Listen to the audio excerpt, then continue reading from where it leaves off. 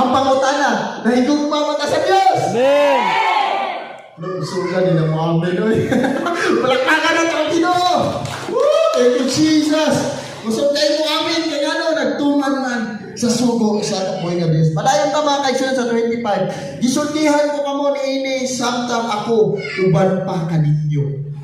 Kung sa ingon ni Jesus, gisultihan ko kamo ani, samtang ako, uban pa kaninyo.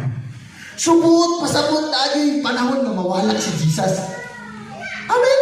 Para anak pa, moingon ko sa inyo sige lang, padayon lang kadri sa samtang kauban pa ko ninyo. Amen. Buot pasabot na yung panahon na mawala ko. Mauniingon ni Jesus. Ana si Jesus na kaigsunan, gisultihan ko kamo ni ini, samtang ako uban pa kaninyo. Amen.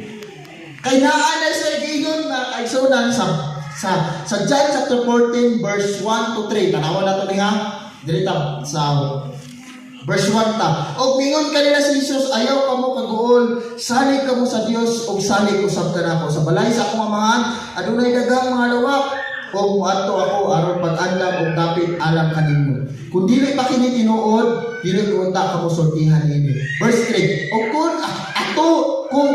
Og kun atuwa na ako dito, og makaandam og dapit alam kaninyo, balik ako og waon ko kamo. Aron bisan asa ako atuwa sa kamo. So, ang ingon ni Jesus sa verse 25, gisultihan ko kamo ni ini, samtang ako uban pa kaninyo. Kay sa verse 1, nag-ingon na siya mga kaigsunan sa verse 1. Nag-ingon na sandaan sa verse 1 na siya muadto dito sa amahan. Amen. O mag-aandam siya o lawa. Rome dapit para sa atua. Ingon niya sa verse 3, kung atua na daw sa dito, makaandam sa og dapit, alang ka na to, mubalik daw sa ugwaon kami. Rapture. Hallelujah. Panakpakan na to ang Ginoo mga kaigsunan. Hallelujah, hallelujah.